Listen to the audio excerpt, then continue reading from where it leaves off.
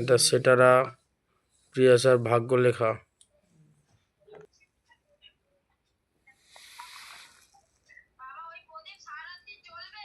না রে, ও নিচে লাগবে, নিচে। এখানে শুধু ফটো তোলার জন্য ওখানে সাজানো হয়েছে। প্রদীপটা জলের ঘটিটা ওই নিচে রাখবো। সোনার উপর এর নিচে নামানো হবে, ফটো তোলার জন্য সাজানো।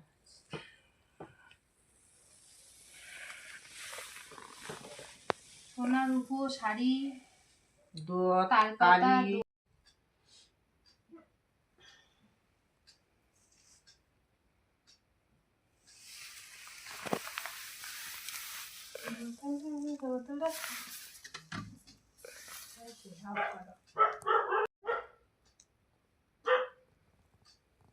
পাশেটা জ্বালাইতে হবে। পুরো ভিডিওটা একটার মধ্যে চলে আসে।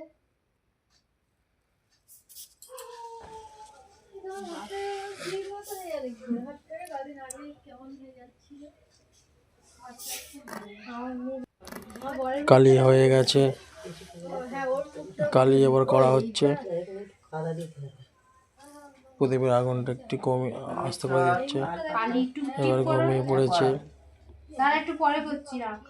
ঘুমিয়ে পড়েছে। এবার মা ওই কালিটা নিয়ে এখন ফোঁটা দিয়ে দেবে, টিপ পরিয়ে দেবে, চারিদিকে টিপ পরিয়ে দেবে।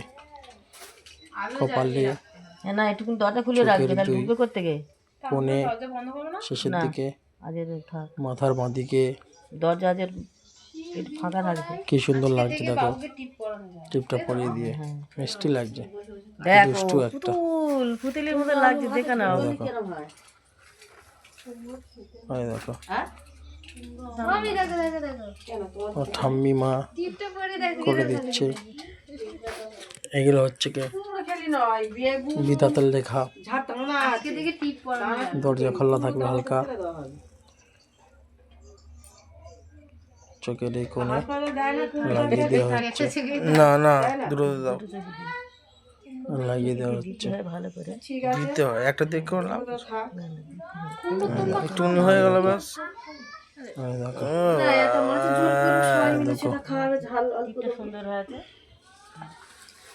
একবার কালি নিয়ে এবারে মাথার বাঁদিকে দেওয়া হবে। এটা খাতা, এটা খাতা, এটা খাতা, তালপাতার খাতা। কেমন করছে দেখো, খাতা হয়ে গেছে। এটা পেন, সেটারা 7 দিনে করতে হয়, ভাগ্য দেবতা ভাগ্য লিখে যাবে। এগুলো আমাদের এদিকেই হয়, কোথায় হয় জানি না। এগুলো কোনো বাচ্চা করতে